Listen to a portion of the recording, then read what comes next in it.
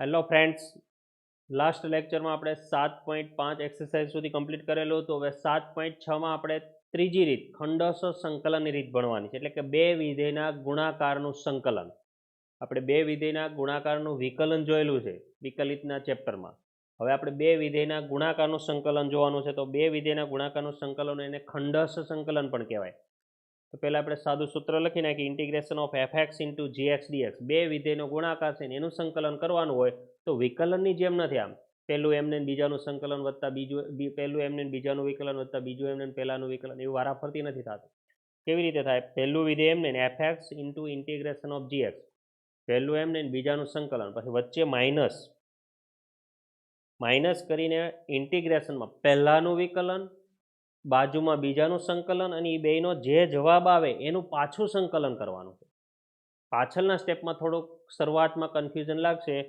પહેલેથી જોઈએ તો પહેલા વિધેય એમને બીજાનું સંકલન, માઇનસ કરીને પહેલાનું વિકલન, બીજાનું સંકલન, અને એ બેનો ગુણાકાર કરીને જે કાંઈ સાદુરૂપ આપીને જવાબ આવે એનું પાછું સંકલન. એટલે અત્યારે જો દેખાય છે તમને આ ડીએક્સ છે એ અંદરના વિધેય જીએક્સનું સંકલન કરવાનું એનો ડીએક્સ છે, અને આ 12 ડીએક્સ છે એ આખા વિધેય આ જે વિધેયનું સાદુરૂપ આવશે અત્યારે આ હાઇલાઇટ કર્યું તે એ વિધેયનું સાદુરૂપ આવશે એનું પાછું સંકલન કરવાનું, એનો ડીએક્સ છે. પહેલા હવે યુ એફએક્સ અને જીએક્સમાં થોડુંક કન્ફ્યુઝન થાય એટલે આપણે એને સરળ સ્વરૂપમાં લખીએ. એફએક્સની જગ્યાએ યુ લઈ લઈએ અને જીએક્સની જગ્યાએ વી લઈ લઈએ યાદ રાખવા માટે. અને આપણે બોલશું ને યાદ રાખશું યુ અને વીની રીતે જ. તો u into v d x, integration of u into v d x, એટલે બે વિધેયના ગુણાકારનું સંકલન કરવું હોય તો શું કરવાનું? યુ એમને વીનું સંકલન, યુ એમને વીનું સંકલન માઇનસ, પહેલાં ઇન્ટિગ્રેશનની નિશાની અત્યારે ધ્યાનમાં નથી લેતા, યુનું વિકલન, વીનું સંકલન, અને એ બેનો જે કાંઈ જવાબ આવે એનું ફરી પાછું સંકલન કરવાનું, એટલે ઇન્ટિગ્રેશન ઓફ ડીએક્સ. જો ઇન્ટિગ્રેશન ડીએક્સ છે એને કાઉન્સ આ કાઉન્સ અને અહીંયા આખાને 12 કાઉન્સ છે, એ બેયનું સાદુરૂપ આપીને જે આવે એનું સંકલન કરવાનું. ને એને ત્રીજી રીતે ગુજરાતીમાં આપણે યાદ રાખીએ તો શું છે? બે વિધેયના ગુણાકારનો સંકલિત બરાબર પ્રથમ વિધેય એમને બીજાનું સંકલન માઇનસ પહેલાનું વિકલન ગુણ્યા બીજાનું સંકલન, અને એને જે જવાબ આવે એનું ફરીવાર સંકલન, એટલે પાછળનું સંકલન લખ્યું છે એ બેયનો ગુણાકાર કરીને જવાબ આવે એનું સંકલન. એકદમ ઇઝી જ છે, પણ શરૂઆતમાં થોડુંક હોય તો પડે. એક બે એક્ઝામ્પલ જોઈશું એટલે રેગ્યુલર આવડી જશે. તો આપણે પહેલાં એક સાદો એક્ઝામ્પલ જોઈ લઈએ આપણી રીતે કે બે વિધેયના ગુણાકારનું સંકલન કરવાનું હોય તો કઈ રીતે આપણે. તો integration of x into sine x d x. ધારો કે આ બે વિધેય છે, ખંડસ સંકલન ન કરીએ તો આનું સંકલન આપણને સારી રીતે આવડે નહીં, એટલે ગુણાકારનો સંકલનનો નિયમ આ એક્ઝામ્પલમાં તો આવડવો જ જોઈએ. કદાચ કોઈ એક્ઝામ્પલ એવા હોય કે એમાં બીજી રીતે થઈ શકે, પણ આમાં તો એક્સ ઇન્ટુ સાઇન એક્સ છે એટલે ખંડસ વાપરવું જ પડશે. તો આપણે પહેલેથી જ શું કરશું? યુ અને વીમાં જ યાદ રાખવાનું, એટલે આને યુ અને આને વી, આ યુ અને આ વી. તો યુ એમને આપણે ખંડસ સંકલન જો અહીંયા જે છે જ ઉપર રાખવું જ. પ્રથમ વિધેય એમને એટલે એક્સ એમને, બીજાનું સંકલન એટલે integration of sine x d x. સંકલન એટલે ઇન્ટિગ્રેશન ને ડીએક્સ બે હોવું જ જોઈએ. માઇનસ ઇન્ટિગ્રેશનની નિશાની પછી કરશું આપણે, પહેલાનું વિકલન ડીડીએક્સ ઓફ એક્સ, પહેલાનું વિકલન બીજાનું સંકલન. હું જ્યારે પણ રકમમાં બોલીશ ત્યારે પહેલું ને બીજું જ બોલીશ. પ્રથમ વિધેય એમને બીજાનું સંકલન, બીજું એમને પહેલાનું જે કાંઈ હોય તે. પહેલા વિધેયનું વિકલન, બીજાનું સંકલન, અને આનો જે જવાબ આવે એનું ફરી પાછું સંકલન. એટલે આ ખંડસ સંકલન વપરાઈ ગયો. હવે આપણે સંકલનના જે સૂત્ર હોય મૂકી દો એટલે જવાબ આવી ગયો. ફરીવાર આપણે જોઈએ તો એક્સ ને સાઇન એક્સ હતો તો એક્સને આપણે યુ તરીકે લીધો અને સાઇન એક્સને વી તરીકે લીધો. તો પહેલું એમને બીજાનું સંકલન માઇનસ પહેલાનું વિકલન બીજાનું સંકલન, એટલે આગળનામાં જે છે એમ બેઠું બીજા વિધેયનું સંકલન જ આવે છે બે પદમાં, પહેલો અને બીજા બેમાં. પણ પહેલા પદમાં જે પહેલું વિધેય એક્સ એમને આવે છે એ બાજુના બીજા પદમાં આવે ત્યારે એનું જ વિકલન કરવાનું. ત્યાં સંકલન નથી, પહેલા વિધેયનું વિકલન અને બીજાનું સંકલન, પછી એ બેનો જવાબ આવે એનું પાછું સંકલન. તો હવે આપણે એક્સ એમને સાઇનનું સંકલન માઇનસ કોસ એક્સ, એક્સનું વિકલન એક્સની સાપેક્ષ તો 1 જ, અને સાઇનનું સંકલન minus cos x into d x. તો આ થઈ ગયું માઇનસ એક્સ કોસ એક્સ, ને માઇનસ માઇનસ પ્લસ, માઇનસ આગળ લઈ લીધી કોસ એક્સ. તો આ માઇનસ એક્સ કોસ એક્સ અને કોસનું સંકલન, હવે આ આટલાનું વિધેય કોસ એક્સ, જે આપણે બેનું સાદુરૂપ આપ્યું તો જવાબ કોસ થઈ ગયો, એ કોસનું પાછું સંકલન કરીએ તો કોસનું સંકલન તો પ્લસ સાઇન એક્સ થાય છે. સ્વેર અચળ તરીકે બેવનો એક કોમન છેલ્લે બધું સંકલન થઈ જાય ત્યારે મૂકી દેવાનું. તો આ વિધેયનું સંકલન આ થાય minus x cos x plus sine x plus C. અને હવે જુઓ, મેં અહીંયા એક્સ તરીકે યુ અને સાઇન એક્સ તરીકે વી લીધો છે. તો કદાચ સાઇન એક્સ આગળ આપેલો ને એક્સ પાછળ આપ્યો હોય તો હું પહેલાં આગળનું હોય એને યુ લઈ લઉં, પાછળનું હોય એને વી લઉં, એવું ના હોય. યુ અને વી નક્કી કરવા માટેનું એક રીત છે, એ હંમેશા વાપરવી જ જરૂર નથી, પણ આપણા એક્ઝામ્પલ જે ટેક્સ્ટ બુકમાં છે મોટા ભાગનામાં એ રીત લાગુ પડે છે. એ હંમેશા કોઈ નિયમ નથી, ફરજિયાત એવું નથી. તમે આડાવડું વાપરો તો કોઈક એક્ઝામ્પલમાં જવાબ આવી જાય, પણ એ જે લિએટનો નિયમ છે એ પ્રમાણે કરો તો બધા એક્ઝામ્પલમાં બહુ સરળતાથી થઈ જાય.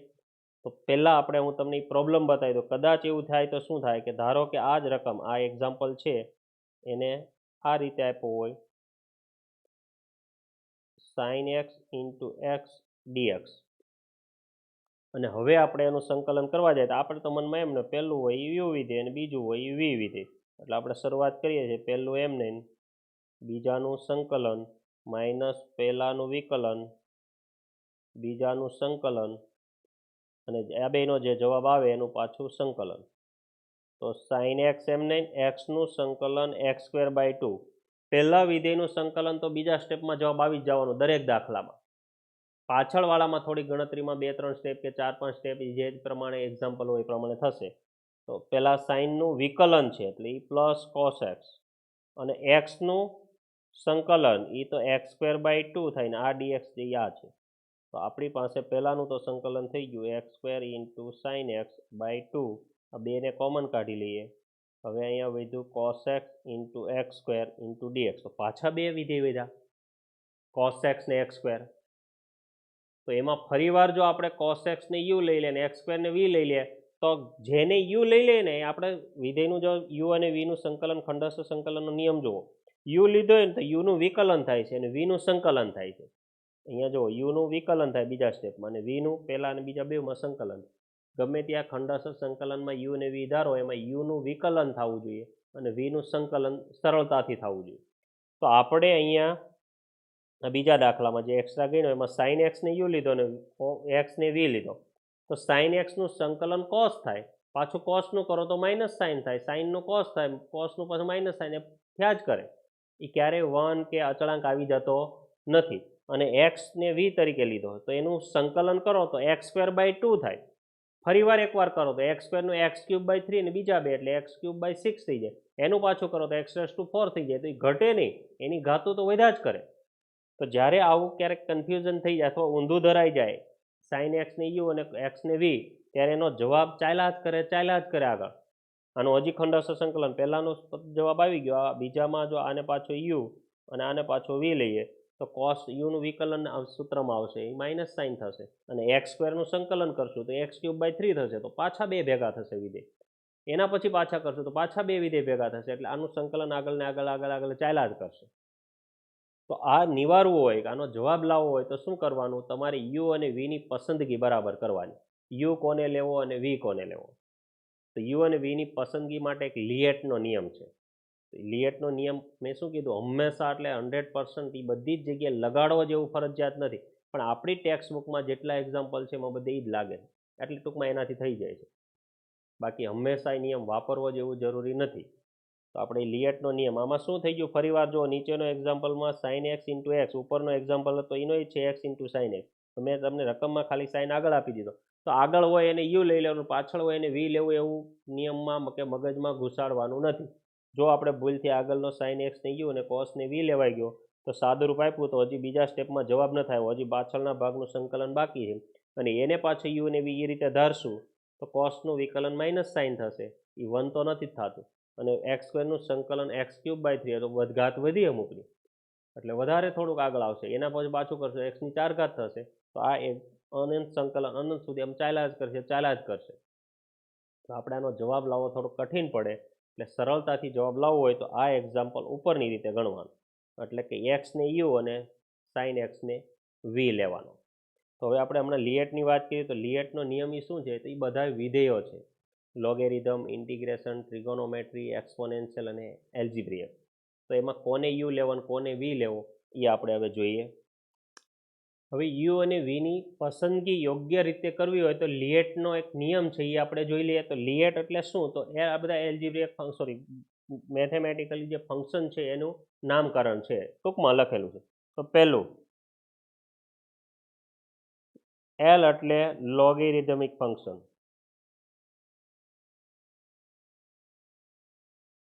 લઘુગણકી વિધેય. લઘુગણકી વિધેય કયું એક્ઝામ્પલ આપણે થોડાક આપી દઈએ એટલે આપણે થોડું ક્લિયર થઈ જાય. ક્યાંક log x હોય, log 2x હોય, log 1/x હોય, આવા બધા હોય અને લઘુગણકી ફંક્શન log વાળા વિધેય હોય. પછી I એટલે કોણ?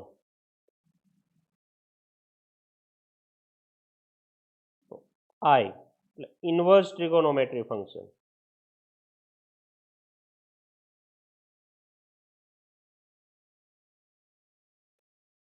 એટલે ત્રિકોણમિતીય પ્રતિવિધિઓ, ખાલી પ્રતિવિધિઓ નહીં, ત્રિકોણમિતીય પ્રતિવિધિઓ.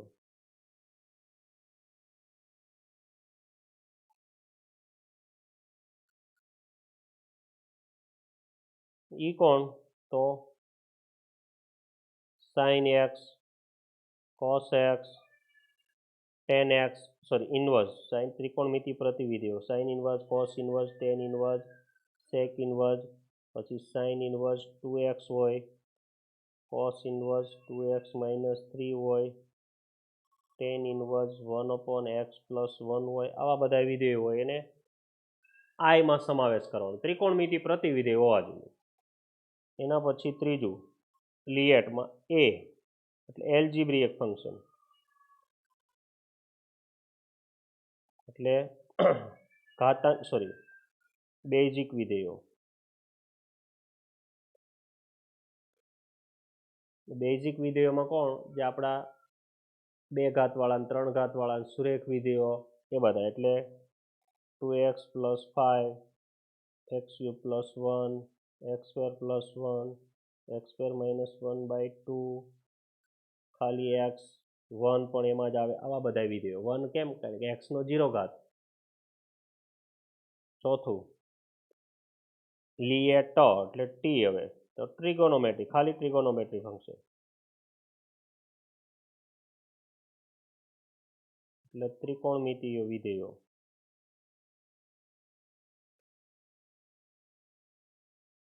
ત્રિકોણમિતીય વિધેયો એટલે કોણ? તો sin x, cos x, sin x - 1, cos of x² - 1, tan sec ગમે તે આવે એ બધા ચાલે, 2x + 5 વગેરે. ખાલી ત્રિકોણમિતીય વિધેયો. ઉપર જો I હતો તે ઇન્વર્સ ટ્રિકોનોમેટ્રી ફંક્શન, એટલે sin inverse x, cos inverse, tan inverse કે sin ઇન્વર્સ x+1 હોય, sin ઇન્વર્સ 2x/x - 1 હોય, ટૂંકમાં ઇન્વર્સ વાળા ફંક્શન. અને છેલ્લે લિએટ એટલે E એક્સપોનેન્શિયલ ફંક્શન. એટલે એને કહેવાય ઘાતાંકીય વિધેયો.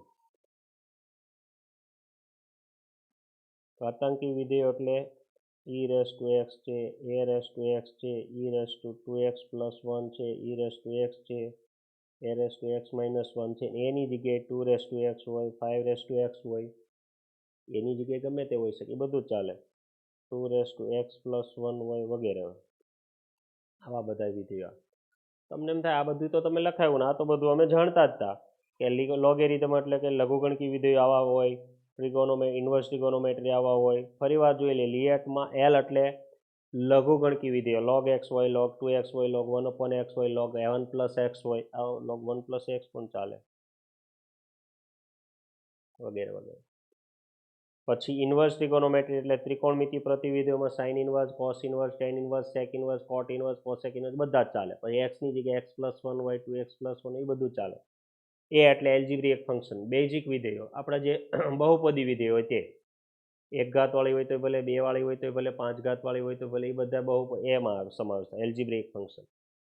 પછી ટ્રિગોનોમેટ્રી ત્રિકોણમિતીય વિધેયો, sin x, cos x, tan x, sin x+1, cos x - 1, cos x² + 1 something, sin, cos, tan, sec, 6 વિધેયો ગમે તે હોય તે.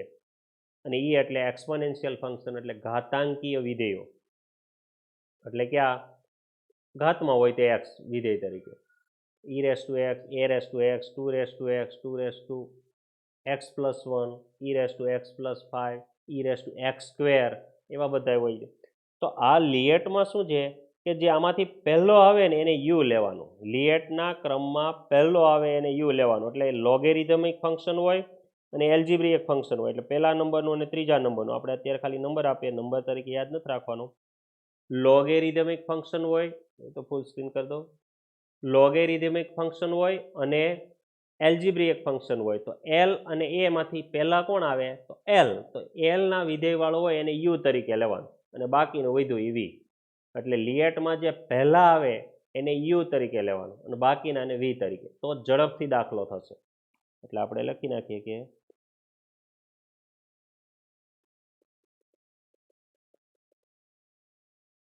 લિએટ ક્રમમાં જે પ્રથમ આવે તે વિધેયને યુ તરીકે લેવું અને બાકીના વિધેયને વી તરીકે લેવું.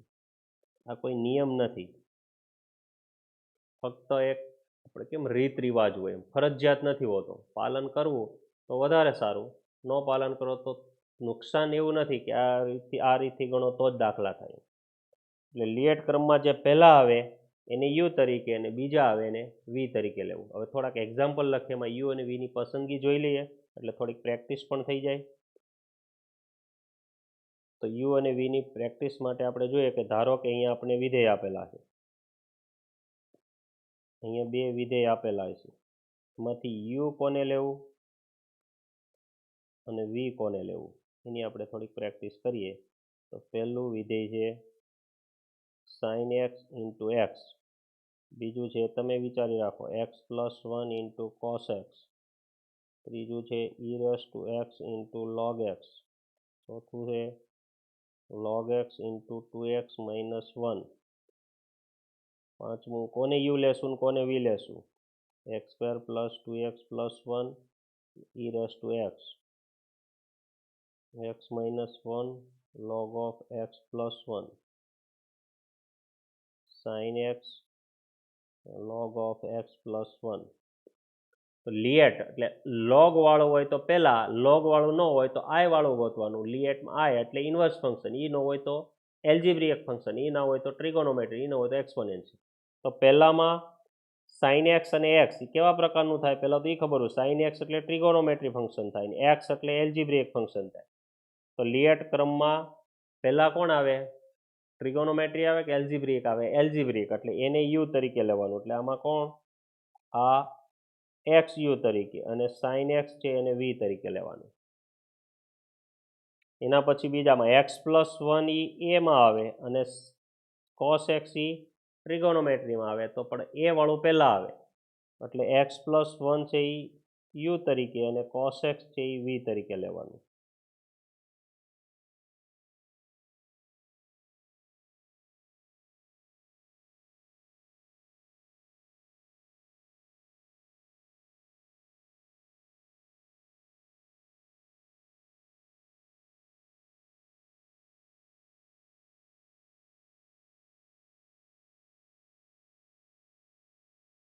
હવે આગળમાં જોઈએ આપણે.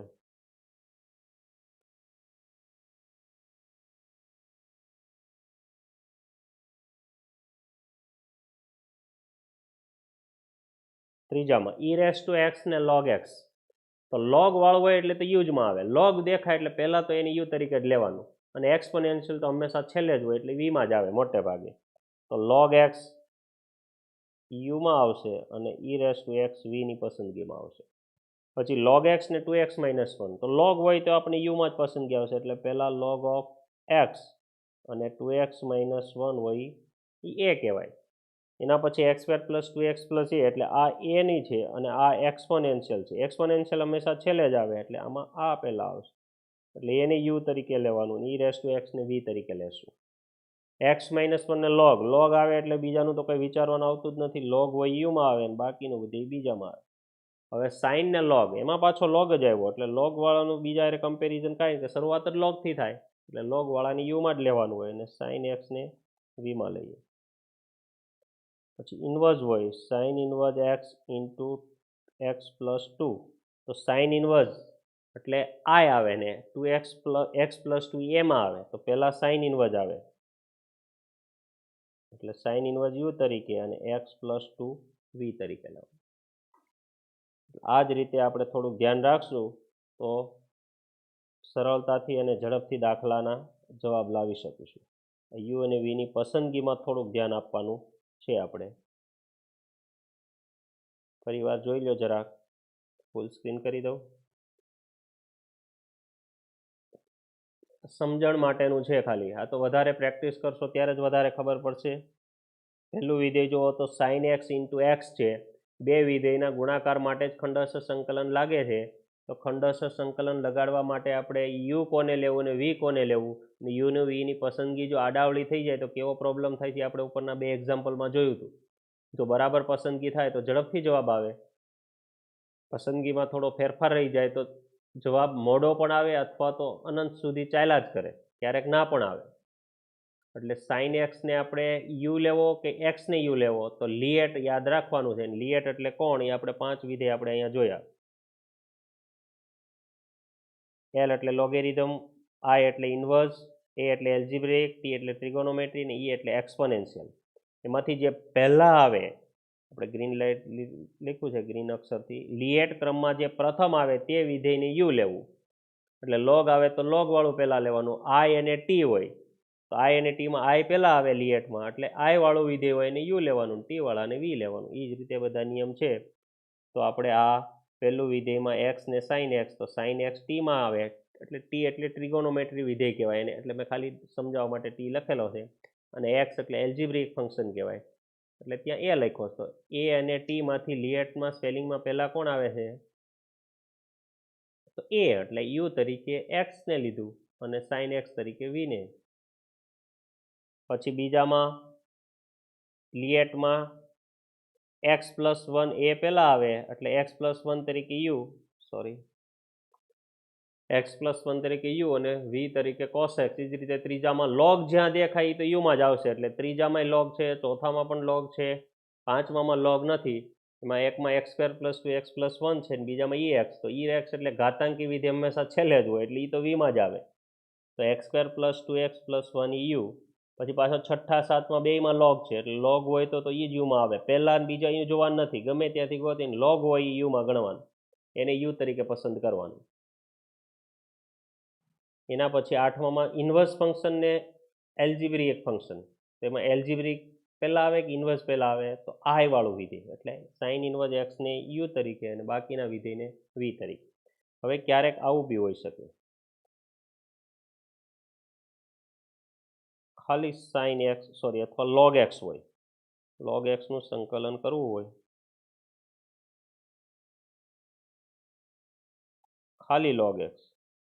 તો તમને એમ થાય ખાલી લોગ એક્સ છે તો આમાં તો તમારે ક્યાં બે વિધેયનો ગુણાકાર વાપરવાનો છે, આ લોગ એક્સનું સંકલન કરી નાખવાનું. પણ લોગ એક્સનું સંકલનનું સૂત્ર આપણે અહીં લખીએ, લોગ એક્સ ડીએક્સ. તો આનું સંકલનનું સૂત્ર, તો સંકલનનું સૂત્ર આનું નથી. લોગ એક્સના સંકલનનું સૂત્ર નથી, તો જ્યારે એનું સંકલન કરવાનું થાય ત્યારે એને બે વિધેયના ગુણાકારની રીતે સેટ કરવું પડે. તો ગુણાકારની રીતે સેટ કરવું હોય તો લોગ એક્સની બાજુમાં ગુણ્યા 1 કરી દેવાનું. જ્યારે લોગ એક્સનું સંકલન સિંગલ લોગ આપેલો હોય, સંકલન કરવાનું હોય તો લોગ એક્સની બાજુમાં ગુણ્યા 1 કરી દેવાનો, એટલે 1 એટલે એ એલ્જીબ્રિક થઈ ગયો, એક એલ્જીબ્રિક અને એક લઘુગણકી. એટલે આને યુ તરીકે, આ લઘુગણકી વિધેય છે અને આ એલ્જીબ્રિક છે. એટલે એ રીતે પસંદગી કરીને આપણે લોગ એક્સને યુ તરીકે લેવાનો અને 1ને વી તરીકે લઈને આગળ દાખલો ગણશો એટલે જવાબ આવી જશે. એવું હોય તો આપણે અહીંયા એક્ઝામ્પલ ગણી જ નાખીએ. શું કીધું મેં, લોગ એક્સનું સંકલન કરો તો ડાયા નીચે લખેલું છે લોગ એક્સનું સંકલન, તો લોગ એક્સનું તો સૂત્ર નથી ડાયરેક્ટ જવાબ આવે એવું, એટલે કોઈ સૂત્ર નથી. ઈ રેસ ટુ એક્સનું સંકલન ઈ રેસ ટુ એક્સ થાય, કોસ એક્સનું સંકલન સાઇન એક્સ થાય, એમ લોગ એક્સનું સંકલન કોઈ સૂત્ર નથી. એક એક્ઝામ્પલ છે ને પછી સૂત્ર તરીકે યાદ રાખો તો બેટર છે. તો પહેલાં લોગ એક્સનું સંકલન કરવું છે આપણે, એક્ઝામ્પલ તરીકે જ જોઈએ. આઈ is equal to log x dx. તો એનું કઈ રીતે કરવાનું? તો log x નું સૂત્ર નથી, એટલે log x ગુણ્યા 1 ગુણાકારમાં ગુણ્યા 1 લખી શકાય. ગમે તેની બાજુમાં ગુણ્યા 1 લખો તો કોઈ ફેરફાર થતો નથી. પણ આપણે અહીંયા કામ લાગશે કે log x તરીકે કોને u લેવું કે આને u લેવું? તો log હોય એને u લઈએ છીએ અને બાકીનાને v લઈએ છીએ. તો આનું ખંડસ્થ સંકલન કરી નાખીએ. પહેલું વિધેય એમને હું બોલીશ પહેલું, અથવા u અને v જ બોલીશ. u એમને v નું સંકલન, u નું વિકલન, u એટલે કોણ? તો log x ddx of log x, બીજાનું સંકલન, અને પછી જે જવાબ આવે એનું પાછું સંકલન.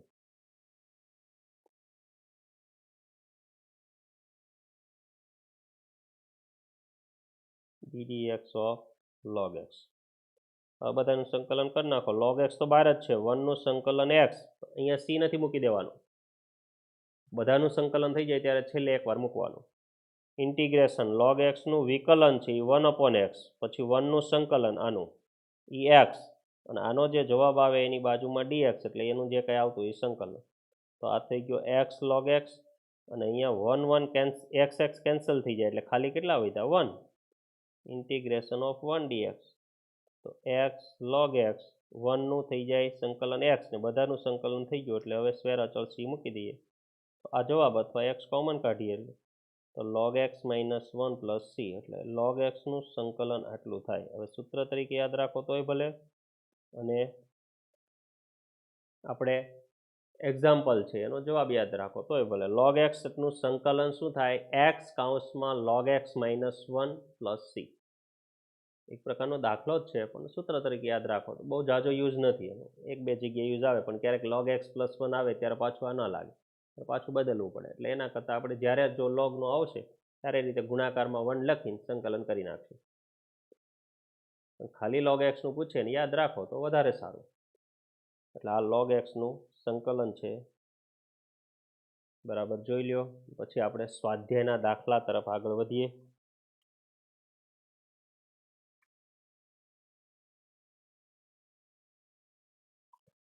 સ્વાધ્યાય 7.6, પ્રશ્ન નંબર 1 થી 22 માં આપેલા વિધેયોના સંકલિત મેળવો. પહેલું જ છે integration of x sin x, પણ આપણે હમણાં એક્ઝામ્પલમાં જોઈ જ લીધું x sin x. કંઈ નહીં, રિવિઝન તરીકે ફરી વાર જરાક જોઈ લઈએ, ઝડપથી જરાક જોઈશું. તો આપણને ખબર છે કે આ એલ્જિબ્રિક ફંક્શન છે, અને આ sin x છે એ ટ્રિગોનોમેટ્રી ફંક્શન છે. તો એલ્જિબ્રિક પહેલાં આવે એટલે આને u તરીકે લઈએ અને આને v તરીકે.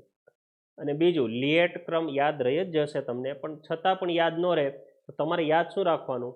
u તરીકે કોને યાદ રાખવાનું? જેનું વિકલન કરવાથી એની ઘાત ઘટે અથવા વિધેય ગાયબ થઈને અચળ બની જતું હોય. જેનું સરળતાથી વિકલન થાય એને u લેવાનું, અને જેનું સરળતાથી સંકલન થાય એને v લેવાનું. તો u નું વિકલન કરો તો 1 થઈ જાય, એટલે વિધેય જતું રહ્યું, તો એને u લેવાનું. sin x નું વિકલન કરો cos થઈ જાય, વિધેય જતું ન રહ્યું, cos નું પાછું સંકલન sin, sin નું cos, cos નું માઇનસ sin, એ રીતે થયા જ કરે, એનો અંત ના આવે, એટલે એને u તરીકે નહીં લેવાનું. જેને 1 કે 2 વિકલન કરવાથી જવાબ અચળમાં ફરવી જતો હોય એને u લેવાય. તો આપણે x છે એ u અને sin x છે એ v. તો પહેલું એમ નહીં, બીજાનું સંકલન માઇનસ પહેલાનું વિકલન, બીજાનું સંકલન. સંકલન કરીએ ત્યારે ઇન્ટિગ્રેશન ઓફ dx ભૂલાય નહીં, 2 dx આવે છે, એટલે આ બેનો જે જવાબ આવે એનું ફરી પાછું સંકલન. એટલે આ x એમ નહીં, sin x નું સંકલન માઇનસ cos x, પછી x નું વિકલન 1, પાછું sin નું સંકલન માઇનસ cos x, ને જવાબ આવે એનો આખું સંકલન dx. એટલે આગળ લખી નાખ્યું માઇનસ x cos x, અને minus minus plus cos x into dx. હવે બસ એક સ્ટેપ જ રહ્યું છે બાકી. sin cos નું સંકલન પ્લસ sin x અને પ્લસ c. તો આ જવાબ.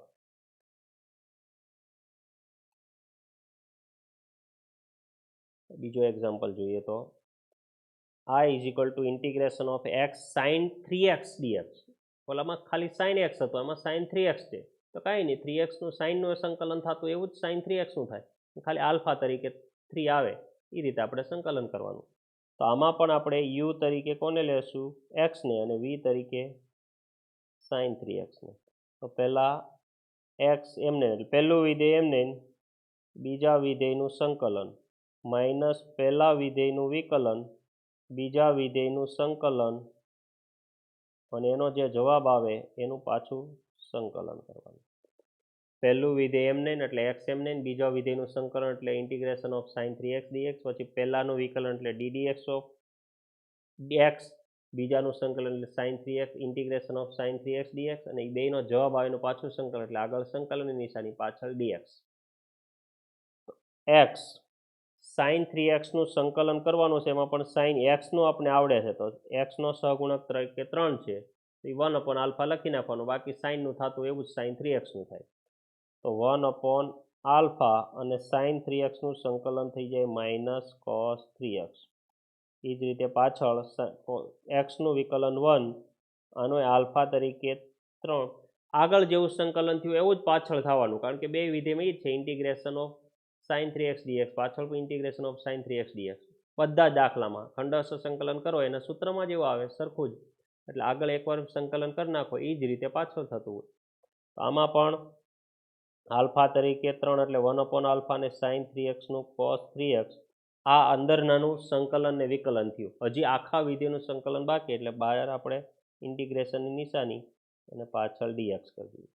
આમાં માઇનસ આગળ લખી નાખીએ એટલે આ 1/3x cos 3x, આમાં માઇનસ આગળ લખી નાખીએ અને અચળાંક બહાર કાઢી લઈએ એટલે 1/3, અને માઇનસ માઇનસ પ્લસ કેટલા વિધા cos 3x, માઇનસ તો આગળ જવા દીધો છે. હવે આગળનાનું સંકલન મેં હમણાં તમને કીધું, આગળનાનું સંકલન એક સ્ટેપમાં જ થઈ જાય, ખંડસ્થ સંકલન મૂકો પછી સીધો આવે એનું સંકલન જવાબ આવી ગયો, એટલે આગળનાનો જવાબ આવી ગયો હોય એને કંઈ કરવાનું થતું નથી. x cos 3x પાછળ 1/3 અચળ છે, અને cos 3x માં પાછો આલ્ફા તરીકે 3 છે. cos x નું સંકલન sin x જાણીએ છીએ, cos 3x નું નથી જાણતા, એનું પહેલા પ્રમેય મુજબ આલ્ફા x પ્લસ બીટા સ્વરૂપ આપ્યું છે, એનો આલ્ફા x નો સહગુણક 3 છે, એનો ફરીવાર 1/α, અને cos 3x નું કેટલું થઈ જાય sin 3x પ્લસ બધાનું સંકલન થઈ ગયું એટલે x સ્ક્વેર અચળ મૂકી દેવાનો, એટલે માઇનસ આ x લખી નાખવું આગળ, cos 3x plus 1/9 sin 3x plus c, આ જવાબ.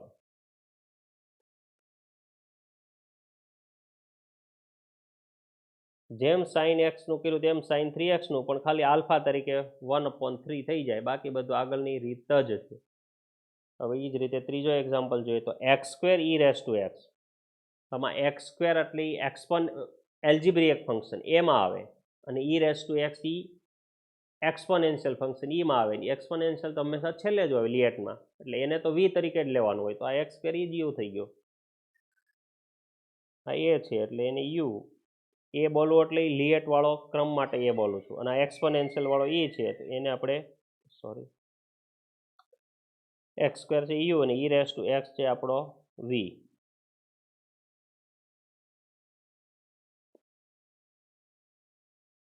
હવે આપણે ખંડસ્થ સંકલન વાપરીએ એટલે પહેલું વિધેય એમને, બીજાનું સંકલન માઇનસ પહેલાનું વિકલન એટલે x² નું વિકલન, બીજાનું સંકલન, અને એ બેનો જે જવાબ આવે એને કાઉન્સ કરી દઈએ, એનું પાછું સંકલન એટલે ઇન્ટિગ્રેશન કરે પાછળ dx.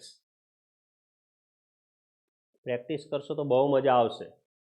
ખંડસ્થ સંકલન એટલું બધું કંઈ અઘરું નથી, ખાલી બે વિધેયના ગુણાકારનું સંકલન છે. 2-3 વાર તમે જાતે એક્ઝામ્પલ ગણી નાખશો એટલે મગજમાં ક્લિયર થઈ જશે કેવી રીતે સંકલન કરાય. બાકી અંદર સૂત્ર તો આપણે જે આગળ ભણી ગયા એ જ રીતે આવશે, સાદા વિધેયનું સંકલન થતું હોય. હવે આગળ જશો એમાં વિધેયની ઉપર વિકલન, એક ઘાતનો વધારો આ ધારવાનું, સાઇન થીટા ધારવાનું, હજી ત્રિકોણમિતિ વિધેય ધારવાનું, એ જ રીતે આવશે, પણ ખંડસ્થ સંકલનનું સૂત્ર આ મૂકી દેવાનું. હવે x² એમને e⁻x નું સંકલન e⁻x જ થાય. હાલો પહેલા સ્ટેપનું સંકલનનું કામ પતી ગયું, તો પાછળવાળા સ્ટેપમાં સંકલનની નિશાની બહાર છે એ પછી રાખવાની છે. પહેલા x² નું વિકલન 2x અને e⁻x નું સંકલન e⁻x, હાલો અંદરનાનું સંકલન વિકલન પતી ગયું, હવે એનું આખાનું સંકલન ઇન્ટિગ્રેશન ઓફ dx એ બાકી છે. તો હવે આગળના બે દાખલામાં તો બીજી સંકલન કર્યું એટલે ઇન્ટિગ્રેશન નીકળી ગયું, અથવા બીજી વખત સંકલન કર્યું એટલે એક જ વિધેય આવતું, તો એનું સંકલન થઈને જવાબ આવી જતો. આમાં પાછા બે વિધેય x ના આવ્યા, જો x²e⁻x બગડો બહાર કાઢી લે, બે અચળ છે પણ x બહાર નહીં નીકળે, x તો એનો ચલ છે, તો એમાં પાછું x e⁻x dx વધ્યું. તો આમાં પાછા બે વિધેય x વાળા હોય એટલે એને પાછું ખંડસ્થ સંકલન લાગે. તો આપણે એમ થાય કે આપણે ધારવામાં ભૂલ થઈ છે, આ બીજી વાર સંકલન કરવું પડ્યું. ના, હવે પાછું એક્સનું સંકલન કરશું એટલે સોરી એક્સનું વિકલન કરશું એટલે 1 થઈ જશે. એટલે આ છેલ્લું વખત ખંડસ કરવું પડશે. સ્ક્વેર હતો એટલે એનું એકવાર વિકલન કર્યું એટલે 1 ઘાત થઈ ગઈ, એનું પાછું વિકલન કરશું એટલે એક્સની 0 ઘાત એટલે અચળ આવી જશે. એટલે ટૂંકમાં 2 વાર સંકલન કરવું પડે ખંડસ સંકલન. તો આમાં ફરીવાર ખંડસ સંકલન કરવા જશું તો એક્સ તરીકે કોણ ને એક્સ તરીકે કોણ, તો એક્સ તરીકે યુ અને ઈ રેસ ટુ એક્સ તરીકે વી. તો આપણે x square e raise to x અને બગડો 12 આટલું તો બધું કોમન જ છે. હવે ખંડસ સંકલન ચાલુ થાય બીજી વખત, તો એને આપણે થોડોક મોટો કાઉન્સ કરી દઈએ એમાં કરીએ. પહેલું અચળ, બીજાનું સંકલન, માઇનસ કરીને પહેલાનું વિકલન, બીજાનું સંકલન, જવાબ આવે એનું પાછું સંકલન. તો પહેલું એમ નહીં, બીજાનું સંકલન માઇનસ પહેલાનું વિકલન, બીજાનું સંકલન અને આ બેનો જે જવાબ આવે એનું પાછું સંકલન. અહીંયા ખંડસ સંકલન આનું પતી ગયું, આ બધાનું કાઉન્સ પૂરો કરી દીધો. બગડો બહાર રાખ્યો છે આપણે, એ બધા માટે છે. તો x square e raise to x અહીંયા 2 ભાઈ એટલું તો કોમન જ છે. હવે ખંડસ sorry x e raise to એક્સનું ઈ રેસ ટુ એક્સ સંકલન માઇનસ એક્સનું વિકલન 1 અને ઈ રેસ ટુ એક્સનું સંકલન ઈ રેસ ટુ એક્સ. આનો જવાબ આવી ગયો એનું પાછું ખંડસ સોરી સંકલન કરવાનું. તો આ થઈ ગયું x square e raise to x minus 2 x e raise to x ને પાછળ ખાલી ઈ રેસ ટુ એક્સ જ છે ગુણ્યા 1 તો 1 જ થઈ જવાનું થઈ ગયું. એટલે ઈ રેસ ટુ એક્સ જ છે. ઈ રેસ ટુ એક્સનું સંકલન કેટલું થાય? ઈ રેસ ટુ એક્સ અને બધાનું સંકલન થઈ ગયું એટલે 12 સ્ક્વેર અચળ સી લખી નાખો. આ જે વિધેય છે એનું સંકલન આપણે આ લખ્યું છે ઈ raise to x. E raise to x ગુણ્યા 1 એટલે ઈ રેસ ટુ એક્સ જ થઈ ગયું. બે વિધેય તરીકે ન ગણાય, ગુણાકારમાં 1 છે. તો હવે આપણે માઇનસ અંદર આપી દઈએ એટલે e raise to x x square e raise to x બગડો અંદર આપી દઈએ અથવા e raise to x common કાઢી લો. પહેલા બે જ આપીએ તો 2x e raise to x minus minus plus 2 e raise to x plus C. બધામાંથી ઈ રેસ ટુ એક્સ નીકળે છે ત્રણેય સ્ટેપ પદમાં છે. તો શું વધે? X square minus 2x plus 2 અને પ્લસ સી. આ જવાબ.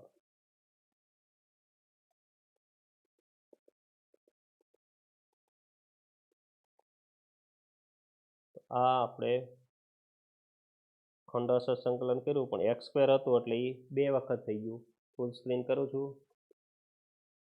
ફરીવાર આપણે જોઈ લ્યો કે integration of x square e raise to x હોય તો એનું એક્સ સ્ક્વેર એટલે આપણે એલ્જીબ્રિક ફંક્શન કહેવાય એટલે એને યુ લીધું, x e raise to x exponential function કહેવાય એને વી લીધું.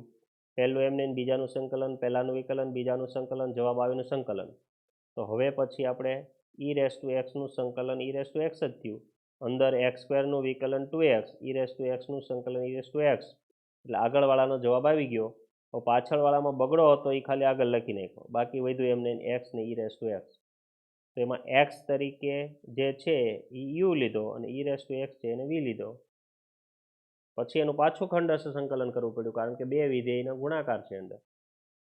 પહેલું એમને બીજાનું સંકલન માઇનસ પહેલાનું વિકલન, બીજાનું સંકલન, એ બેનો જે જવાબ આવે એનું પાછું સંકલન.